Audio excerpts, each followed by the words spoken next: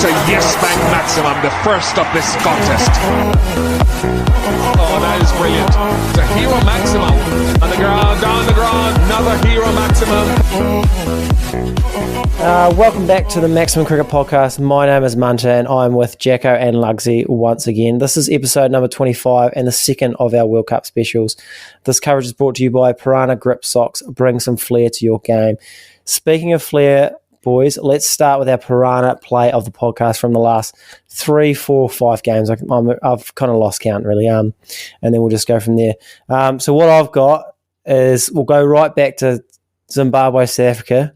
I've got here, it's a bit of a Sean Pollock, Quinton de Kock sort of combo, but Zimbabwe posted 79 off their 9 overs, and then Sean Pollock describing it as something to bowl at, which is a nice way of saying they haven't got nearly enough. Yeah. And it was proven to be correct when Quinton de Kock hit the first 5 balls for 4, 4, 4, 6, 4. And next one is from the big boil over, Ireland, England.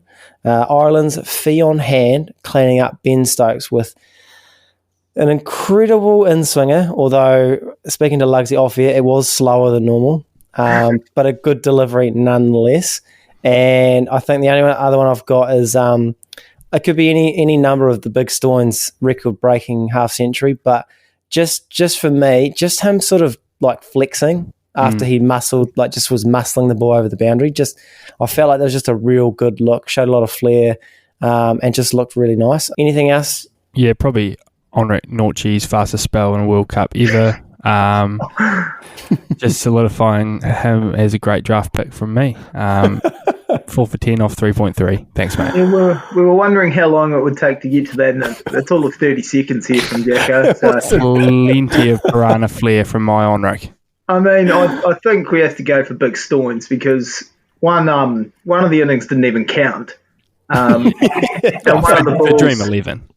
And one of the balls has been described as overrated by some, and we won't mention names, but some people by one person. We won't name names, but it's the guy that's ruling it out. That's the classic. Like you're a club player and you see like a professional cricketer and you go, oh, he's not that good. Nah. I think Stokes made a meal of the ball. Can we accept that? It was a good ball, but Stokes made a bit hard work of it. He could have played it better. I mean, I suppose it's white ball cricket, but you should still be keeping that out. Yeah, his feet, I don't know how he's done this, but his feet sort of went nowhere, but then everywhere. He sort of didn't move for a starter and then somehow still played it on the move. So, no, it did move a lot. It did move a lot, though, and it was, it swung in nice and late. So, it's a fair nut, but it's got to be the big Stoinis. Yeah, I'll concur with that. The big Stoin for me. Yeah, I mean, that knock from Big Puppy was just quite something. Sort of another game where everyone around him struggled and he's come in and like struck it over. I mean, he was striking over 300 for this one, but he did something similar in the last World Cup. Like when he's on and striking it cleanly, there's like not much you can do, is there? Like as the opposition team. So yeah, most flair's got to go to the big Stoin. What's harder, Stoinis hitting the ball or me watching Stoinis hit that ball? I mean, the flexing after it was pretty superb by Stoinis. You just stay away from your Pyranha socks with that sort of carry on there, like. I've never too good a socks sort of for that carry on. That. Far too good a socks, and tell you what, he'd look good in some Pyranha socks, just quietly. Yeah, we'll get into Stoin in a second, but yeah, as I said, that's our Pyranha play of the day, bringing flair to your game. Non-slip grip technology designed to minimise slipping in your shoe, maximising your output. Designed and tested right here in New Zealand by professional athletes. The choice of sock by Black Caps, Devon Conway, Finn Allen, Michael Bracewell, Ish Sodhi, Jimmy Neesham, White Ferns, Mealy, Jess Kerr, and Molly Penfold, as well as the number 1 women's bowler in the world, Sophie Eccleston, and maybe one day this big puppy Stoin. Performance, quality, and style. Do not listen to us on performance and quality. We don't know what we're talking about, but professional athletes do. However, I did have my Pyranhas on at cricket training the other night, where I bowled one of the great dog stick spells ever seen. But I think we can touch on a bit of style, because we all know the most important thing in cricket is not runs, it's not wickets, it's not even catches. It's looking good. and these socks look good. So for the T20 World Cup, which we will be covering with 2 podcasts a week, get yourself a pair of Pyranha's latest range by using the code TMC15, which gets you 15% off, funny enough, which is better than nothing. So help Pyranha, help us. Boys, speaking of the big puppy Stoin, ridiculous innings. Let's touch on that game. Australia getting on the board, chasing down Sri Lanka's 157 with 7 wickets in hand with 21 balls to spare, which if you take it at face value, it sounds a real comfortable win. I would say wasn't quite the case, especially if you ask Aaron Finch. Boys, what did you take from that game? Yeah, I was basically exactly the same. Sort of woke up, checked the scorecards, and was like, oh yeah, Aussie have just tuned up Lanka. But yeah, I mean, Stoinis has basically put a Band-Aid on a bullet wound for Australia here. Like, Finch, that was below poor. Like, you cannot be 30 or 40 and then to come out and just be like, yeah, real bizarre, just wasn't striking it well. Like, no shit, mate, we've all watched it. I've been striking it well for a year. Yeah. That's why he retired from ODI cricket, mate. But yeah, I think Stoin showed there, like, what he can do. And I mean, just needed to come up there to get them across the line. So I think their powers and obviously Warner going blazing at the top and then sort of their middle to lower order just bopping it with power at the end. So didn't really see much from like the likes of Wade and stuff in that game. But yeah, I think their formula not quite there. And I think a little bit of concern of Pat Cummins' form in T20 cricket. Hasn't been great the last 12 to 18 months. So yeah, some things to look at for Aussie, I think, after securing points. Yeah, I wouldn't say they'll be over the moon with that. I mean, to get the wins, obviously, job done. But if it wasn't for that innings, it was going to be hard work. I mean, I dare say with sort of 10 overs to go, Sri Lanka were favourites there.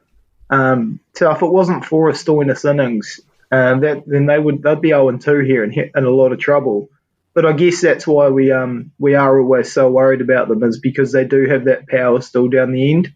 And even though maybe they haven't done it as consistently as you'd like, guys like Maxwell, Stoins and that, they can still do it to you. I wouldn't say they were in a great position, Australia, but I guess they can, if they can build from it, then they've got the win on the board. Maybe they'll get some confidence from that. But still a lot of work-ons there. Obviously, Zamps didn't play this game. Agar came in for him. But their bowling was going all right. They actually did start well. I thought Cummings actually bowled well up top. But obviously that last over he got smashed away. But so potentially their death bowling still a bit of a work on, and then their batting still not looking the best. My notes for Aaron Finch was just fuck me, basically, because it was a tough watch. Even the winning runs was like an effort. It was like a cloth hit over the top. It didn't even go for 4. They had to come back for 2. Cricket's sort of one of those weird sports where oddly being in there longer can make you look and feel worse. If he had sort of got 22 off 10 or something and got a few boundaries away, he's probably feeling a bit better. But he's actually had to dig in there, which you've got to give him credit for digging in. Do you? But it made him look worse because it was just longer to see how much he's battling. If he got 8 off 12 and sort of hold out on the boundary, though, like it's probably like, it wasn't my day, but like to struggle for 30 off 40 is pretty tough. 40 balls, you're battling. Like the lowest strike rate for a 40 ball innings ever in T20 cricket. Yeah, that's actually a bit embarrassing. I think I seen one that was something like the difference between Stoin and Finch was like the biggest discrepancy of like a strike rate partnership ever. Yeah, it wouldn't surprise me. It was like, because Stoin was going at like fucking almost like, it was over 300, wasn't it? It was 338. Finished over 3. Yeah. And then you got like Finch going at like 60s, like it's a slow test innings. They really ride or die with Warner at the moment. I feel like it looks worse because Warner hasn't gotten any. Whereas I think if Finch sort of doesn't get any, normally it's like, then you got Marsh and Warner, and they're still going quite well. But when Warner fails, then you've got Finch, and he's trying to dig in. And I don't know what his role. I don't know what his role in the team is anymore, because if he's just going to dig in and scratch around and rotate, like how can he do that better than Steve Smith? I think also, like, if your first option is digging in, then you're in a pretty confused place with batting, aren't you, in T20 cricket? Especially Like digging in's when you're potentially, you go out there to bat, you lose a couple of wickets, and you think 3 or 4 overs, I dig in here. That can't be your mindset the whole time you're batting, though, in T20 cricket. It's probably the one format where, like, you hanging around is more selfish than like the other. Like, if you dig in for a test innings, it's brave. It's it's doing it for your team. But if you do that at T20, it's normal. Unless you're in the shit, it's normally you're worried about your score rather than like how the team's what the team needs. Odds are you hit out, get out. And that's the model these days, really. Hit out, get out, and the next guy up can try to do it better than you. Yeah, I think T20 cricket's like the one freeing format, isn't it? Of like, you're not worried about getting bowled out as a side, especially if you're opening the batting. Like, fair fucks, if they lost 5 early and Tim David gets 30 or 40 while Stoinis goes big to win it, like, okay, you've done a good job because you might have been at risk. But yeah, when you're opening the batting, you've actually got a full license to send it. And if you're not doing that, yeah, you've probably got to find someone that's in form or believes in himself enough to do that. But like, speaking of someone in form, we could probably talk a bit more about Big Puppy, because that was a sensational knock. That really was. Because they, like I said, Lugsy, you touched on it. They were under the pump a little bit, and sort of Maxwell sort of kick-started it. And I think when Stoin came in, I feel like they needed 10s or 9s or something. And obviously you got Finch just doing nothing. So he had to go. They had no right to win it with 3 overs to spare. No, and it was like the blink of an eye. It was like 2.5 overs, the game was over. And like they just took apart like Hasaranga, who's, a proud member of the Lugsy 11. Yeah, that's going to be a tough one for your fantasy thing. But he's a premier leg spinner. Like, he's in the conversation of one of the best in the world, and he's gone for 53 off 3 overs. Like, he could bowl a maiden the next over, and that'd still be an expensive spell. He could bowl, like, how many maidens could he bowl until that wouldn't be an expensive spell? Yeah. Well, no more than one, because he's got 4 tops. Yeah, it's just like 53. It's like if someone was 53 for none at the end of a power play, 6 overs, you'd be like, that's a quick start. I think, and I'll just shout out while we're on the topic, the Sky Sport Now app I'm watching on had actually a 12-minute 30 package, and all it was every Stoinis ball. So that was absolutely superb viewing. And he was, straight out of the Kohli playbook, because he was absolutely fist pumping and flexing after every biggie, and it was superb. That's what you get in a World Cup that you don't in like bilateral series.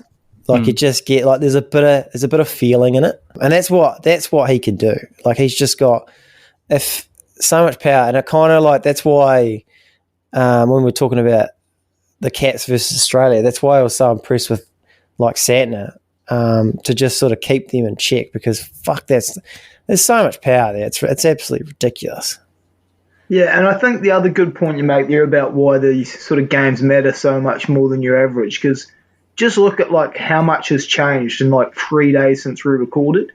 Like, between a couple of rainouts, one big upset, and Aussie get on the board, it's like everything's wide open again already within 3 days. Yeah, I mean, our pool is just so condensed now. Like, as we sort of predicted, we predicted sort of England, Aussie, too good, us nipping at the heels. But now it's like, fuck, Ireland tip up some minnows. There's a few washouts. They're a chance.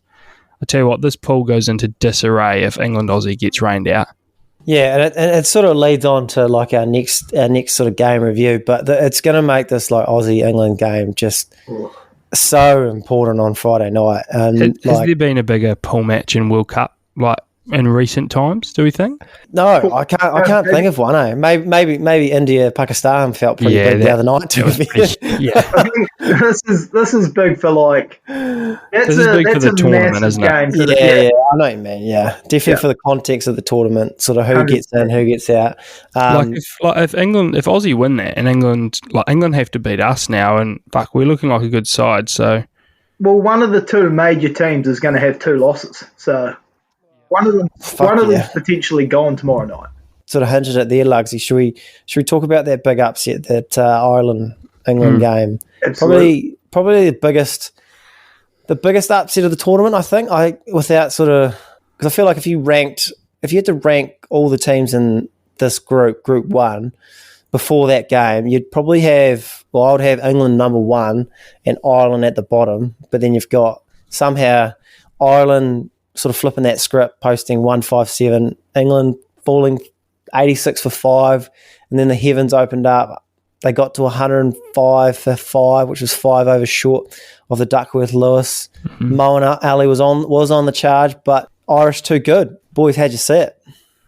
Yeah, I think I was actually at the barber shop today trying to explain Duckworth-Lewis to my barber. That's tough, eh? And in explaining it, I sort of got some clarity of this game, and this is just a fuck shit game. Like, yeah, we've got Ireland winning this, but I mean, it comes around once every World Cup cycle of like, what is Duckworth-Lewis? How have Duck and Lewis come up with it? And like what is going on sometimes with it? Because it produces games like this where you're like, well, if they got out for another couple of balls, England have to get 11 off 3, and it's like, well, are there a chance at that? Like maybe Livingston and Ali at their crease, or it's a game that you look at it and you go, fuck, well, actually, England should have won that because Livingston and Ali are starting to charge, and like if you're actually just looking at it, it could be England, but then Ireland get a couple, and I guess they've won on Duckworth-Lewis. So yeah, I mean, tough for England to cop the loss, but yeah, I think they'll just need to flush it, and I suppose they've still got games against us and Aussie to right the ship with. And yeah, it seems like rain's starting to play a factor, so Duckworth-Lewis needs review again. Well, it's funny you say that because I had out or not out as for later on, but we'll bring it up now because it's sort of Duckworth-Lewis as a whole. Obviously, Jackson's pretty out because he obviously had Zimbabwe, South Africa in a similar sort of situation where South Africa were 3 overs in to their 9 over game. They were 51 for none, and then they were actually ahead of Duckworth-Lewis at 5 overs. So all they had to do was face out 2 maidens. And they would have won, but they couldn't. So yeah, I think it's outdated. It's made for 50 over cricket, and they need a new one for T20 cricket.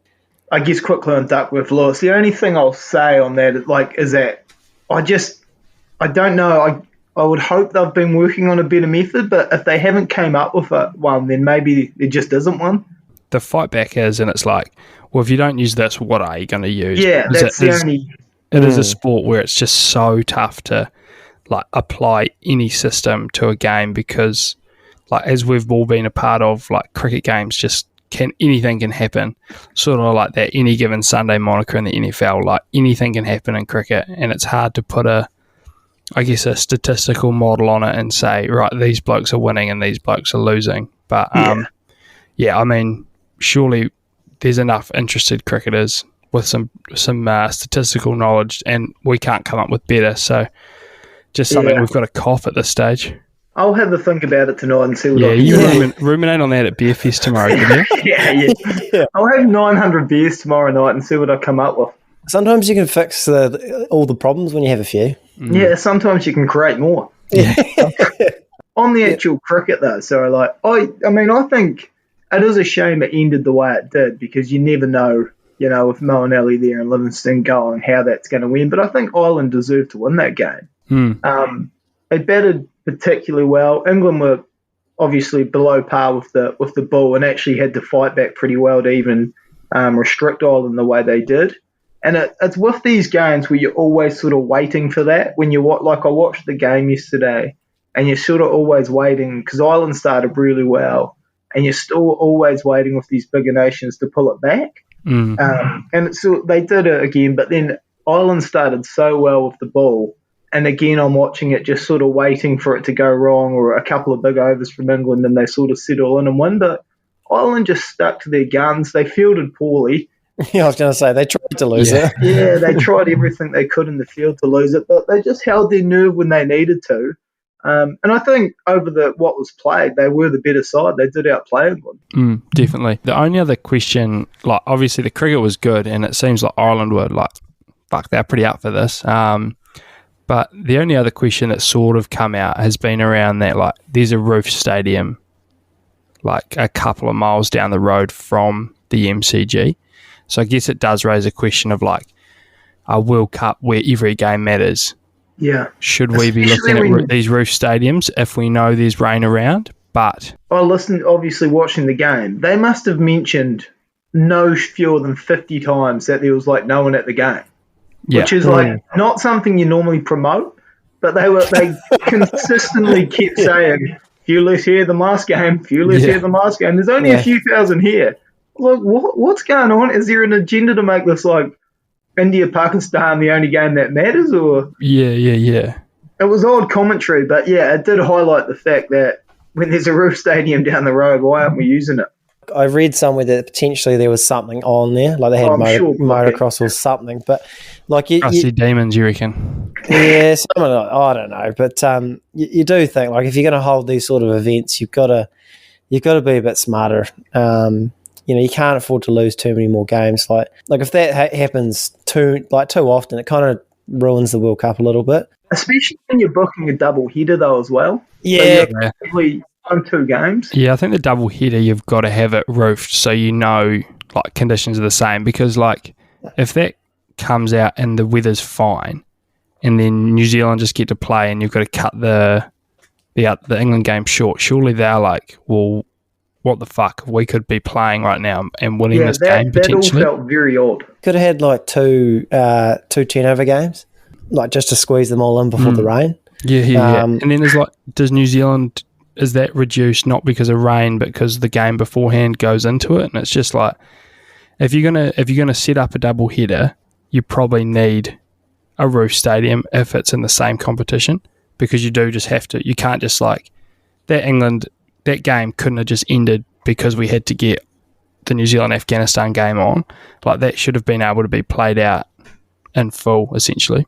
Yeah, because I'll touch on sort of Ireland, because they were the better side for what, I guess, for the overs that were played, and I was probably most impressed with probably their top order, just the way they come out and just attacked England's seamers. Sort of, they reminded me of the way that the Caps sort of attacked Aussie seamers. Like, they weren't sort of afraid, and they sort of were like, well, we're not going to win unless we have a go at these guys, essentially. And they put them under pressure. They got to 103, and they did let it slip a little bit, get to 157. And then even with the ball, they come out hot. They took poles in that power play, and they really I just feel like they really took it to, a fucking good England side on paper anyway. Definitely.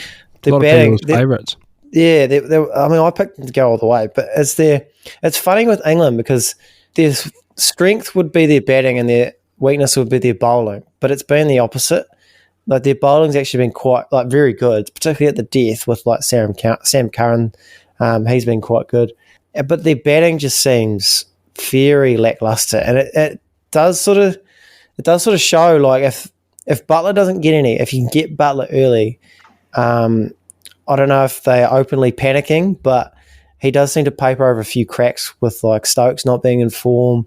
Obviously, Milan's not going that quick. So, I don't know. It's interesting. It's a short tournament too. Like, they don't have many games now to figure it out either. Like, their next game's huge. Like, they lose to Aussie, they potentially out of the World Cup. So they're going to have to figure it out pretty quickly. And yeah, as you said, Butler might gloss over some things, but yeah, the rest of that batting order needs to step up in a pretty big way pretty quickly for them to sort of revive these chances, their chances at this World Cup. Yeah, you'd say there's probably a few teams that are very top heavy, or they're relying, like you talk about Aussie and they were pretty lucky with Stoinis. I know Pakistan battled hard for their 160 in the first game, but they're very top heavy as well. Just sort of key wickets in that power play go a long way to winning these games. With this big England-Australia game, it's sort of, I guess I'll bring up sort of one of our Coach Corner questions where I sent out an Instagram question for Coach Corner, just any questions for the World Cup and that sort of stuff. And we got a lot of, like, semis and finals sort of picks. So I thought, well, this is probably a good time to review our picks from earlier before the tournament and how they sort of stack up and if we'd sort of change them, because you've got England and Australia coming up on Friday. The loser's probably gone. I think going into this tournament, I had Pakistan, England final with India and Australia getting out of the pool. Obviously, I'd probably change it a little bit. I'd probably put definitely New Zealand in there. I still think England's a good team.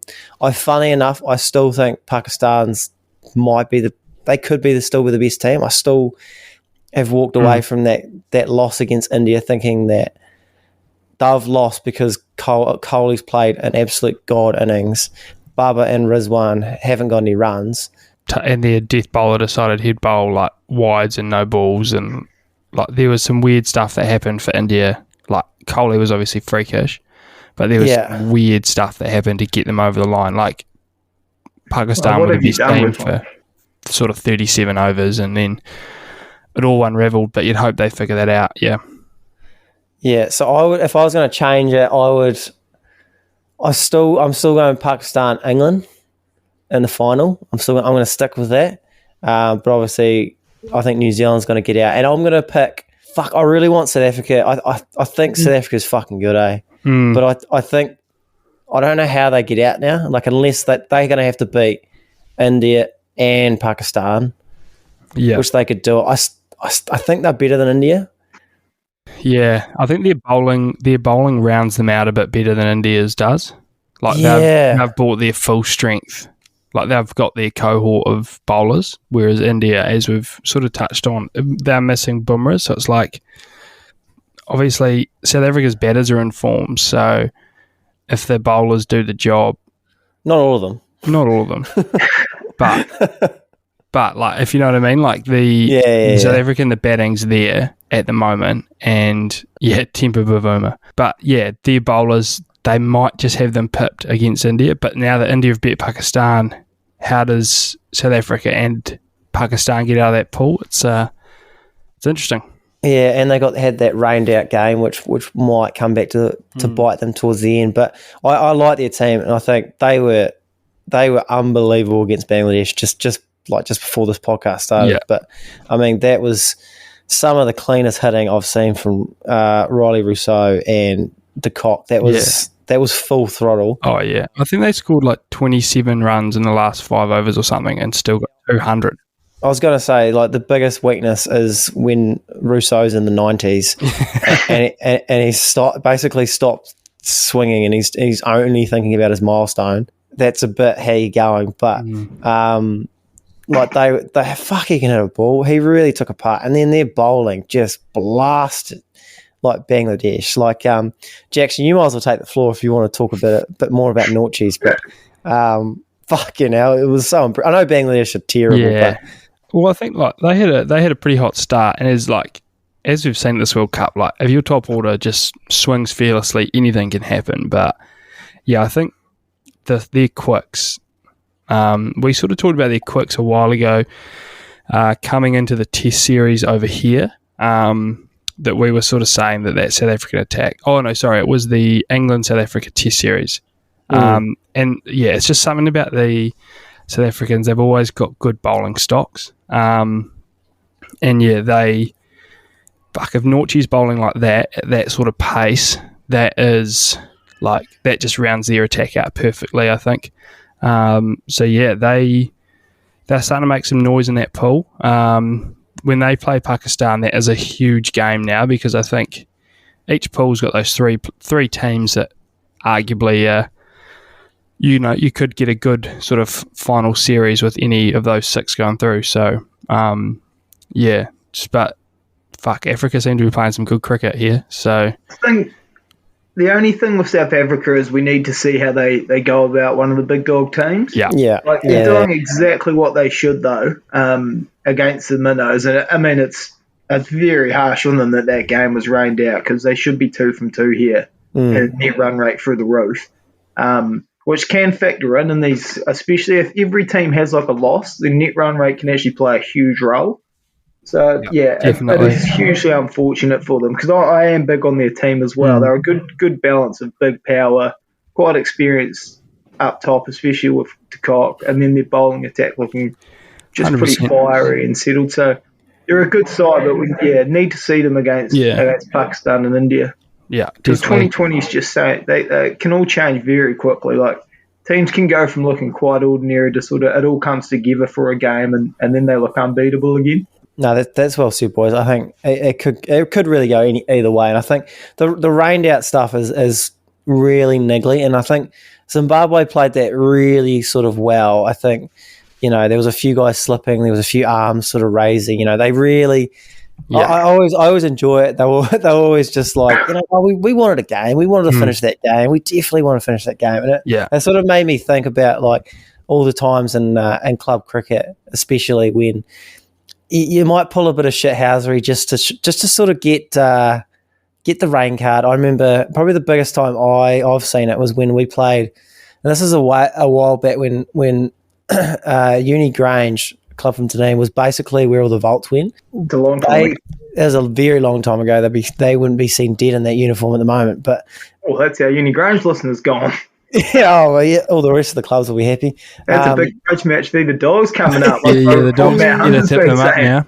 Yeah. But anyway, so like this Grange team had like 7 Volts, and we were a terrible sort of Demons sort of outfit. And I think it started raining, and they must have been like 80 off the first 6 overs or something stupid like that. And it's a 50 over game, by the way. It started sort of drizzling, and then our skipper, who's a bowler, he just refused to bowl. So he just run in, act like he was slipping, constantly slipping. Like, this is dangerous. What are you going to do? I've got a family at home. I got to pay. I can't afford to get injured playing cricket. Like, come on, mate. Like that sort of stuff. So have you boys sort of seen anything along those lines? Yeah, I'll probably I might sort of zag here. I'll go the opposite, and it's more like if you really want to stay on. So probably in Uni Granges. Not often seen in cricket, but but if you've got a game hunting for, I'm a big advocate of like right at the end of the day, like I'll just go sunnies on. Yeah. Like 6:30 at night, raining, drizzling, fucking dark. I don't care if I can't see the ball coming at me.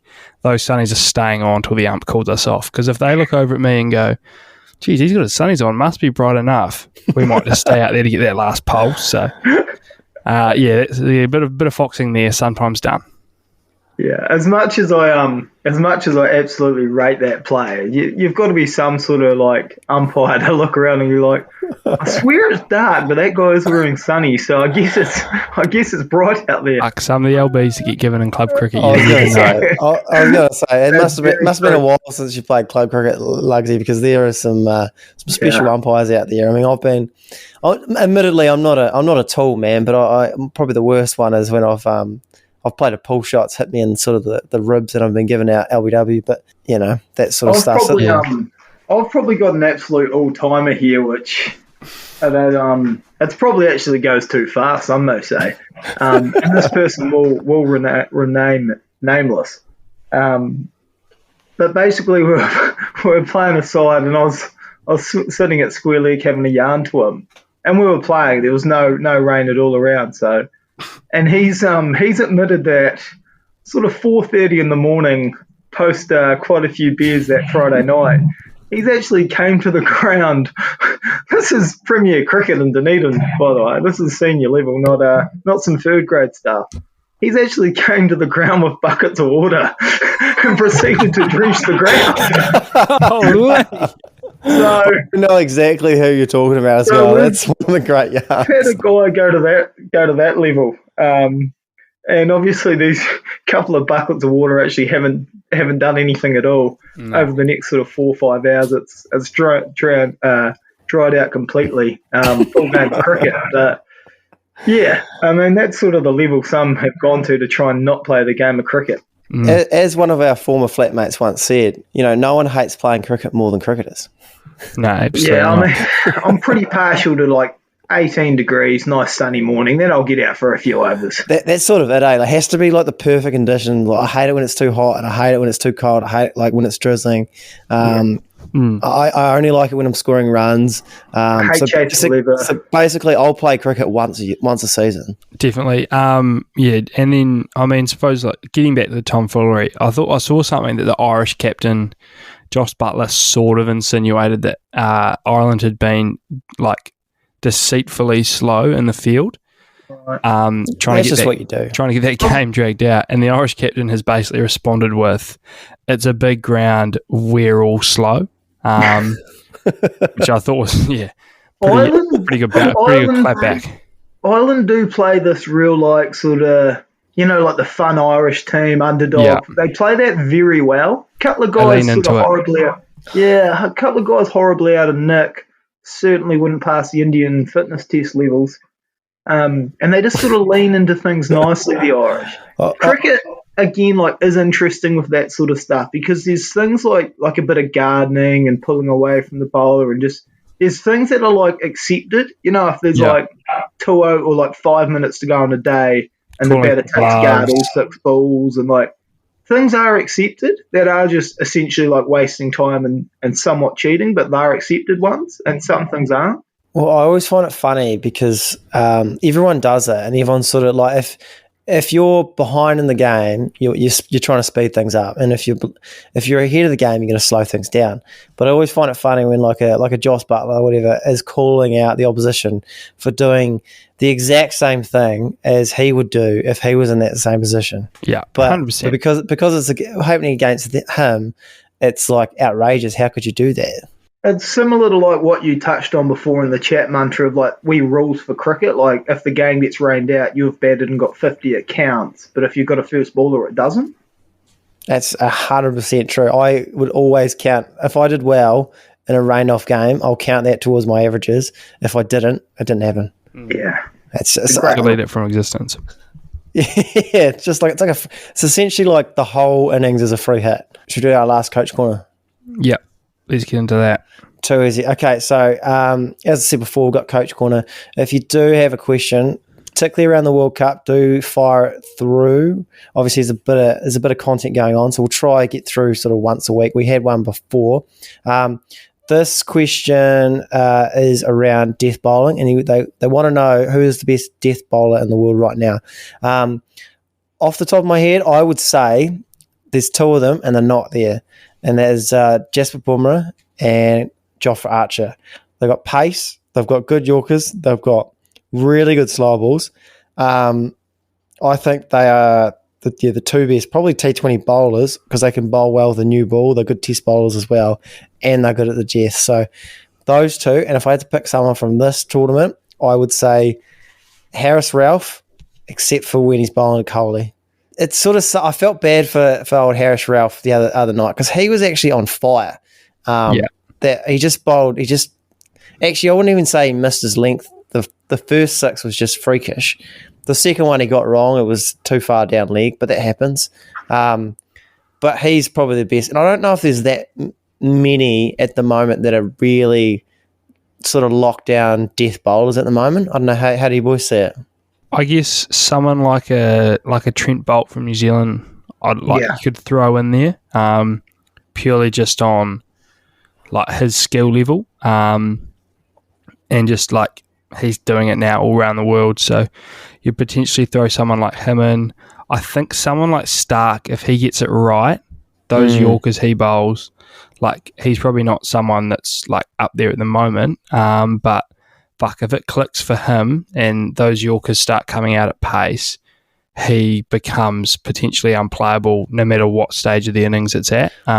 He's actually bowling quite well at the moment. I think he's been one of the shining lights for the ball, obviously Hazelwood as well, but he bowled quite well to us at the death, and then he bowled really well against Sri Lanka as well. So definitely. That's a good one. Yeah, I think Stark would be that sort of next peg down from Ralph, and then potentially it might be a sort of out of the box one, but someone like a Rashid Khan. That's interesting. Because on these big grounds, if you're playing at the MCG, you can't pick him.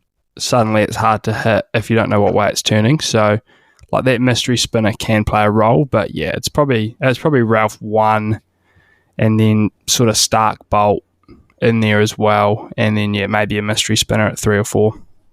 Yeah, Stark sort of came to mind for me because you always think of him when he's doing well as nailing those Yorkers. Like when he's bowling well, they come out so well.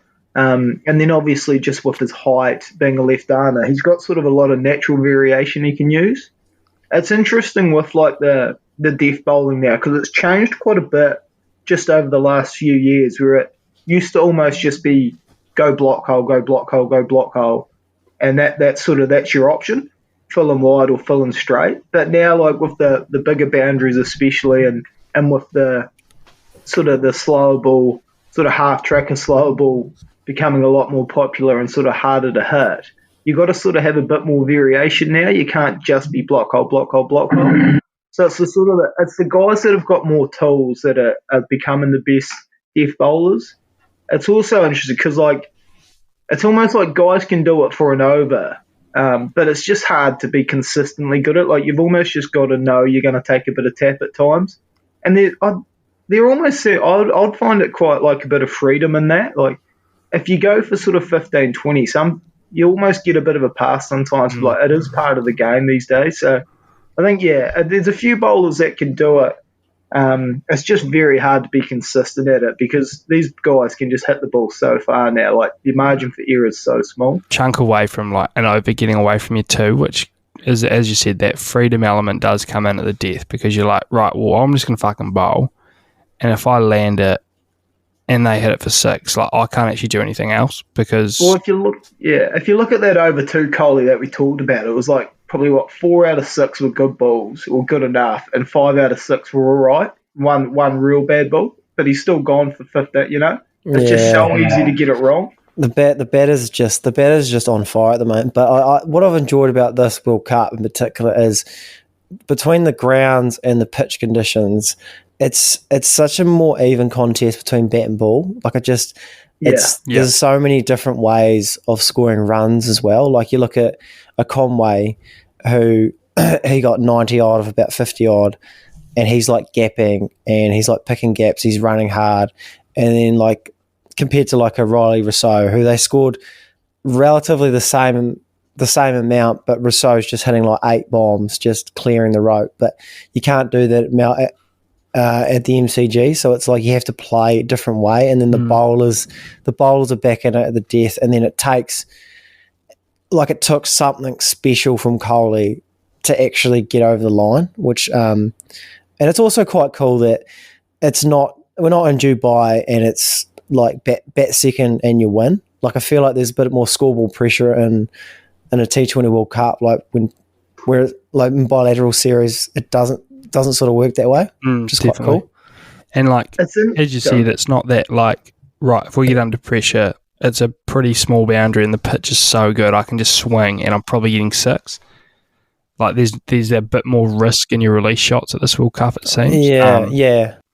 Which is makes the cricket just so much better. It has been interesting with like especially the Coley performance, Conway to an extent, although he had a bit more help obviously. But like and then Stoinis again and Rossouw today again had a bit of help obviously with the cop, but like one player going off and that can win you the game, you know, like a little bit of help, but one player really going off. And that's why the tournament's so open as well. It only takes one of these guys to go off, and that's game 1.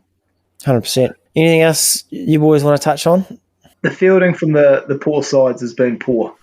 Yeah. That has been, and also to go with that, the fielding from the top sides has been sensational. Like the gap is quite wide, which is quite strange because that used to be like a big thing for the weaker sides. Is like, well, the one thing we can control is we can be a really good fielding side. But at this World Cup, I don't know if it's just pressure like of a World Cup, but man, the weaker sides have been really poor in the field. Yeah. Well, that's sort of how New Zealand, I suppose, established their competitiveness, wasn't it, for a little bit there? It was like, right, we've got some good players, but we'll be one of the better fielding sides, and it just can keep you in games. But yeah, it's definitely something you shouldn't be poor at fielding because you're not a big nation. Like you all get hit the same balls, you're all taking the same catches, so it's like, yeah, you've got to lift there, and that sort of you've got to be up for that at the World Cup, you'd hope.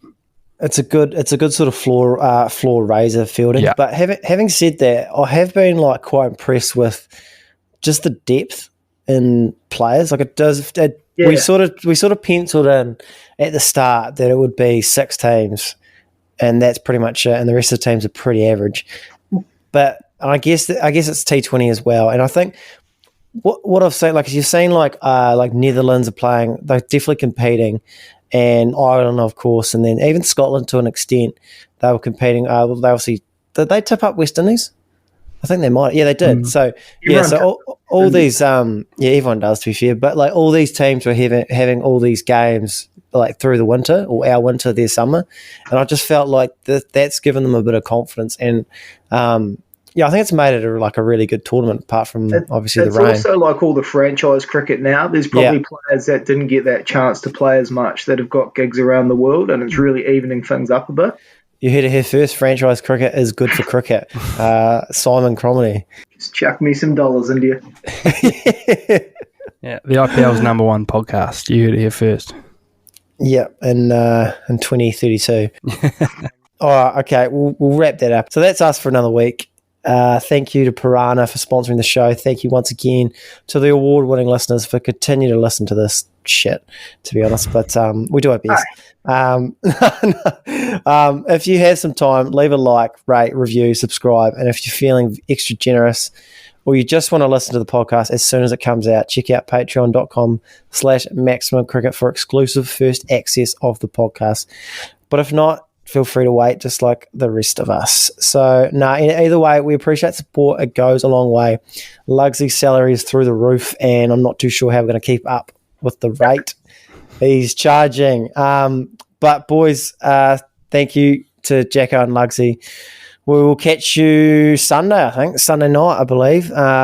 Games to review. Yeah, so a big weekend ahead, and we'll see you then. Cheers, boys. Good to be back. Awesome. We'll talk Sunday after a big weekend on and off the field. Can't wait to hear it.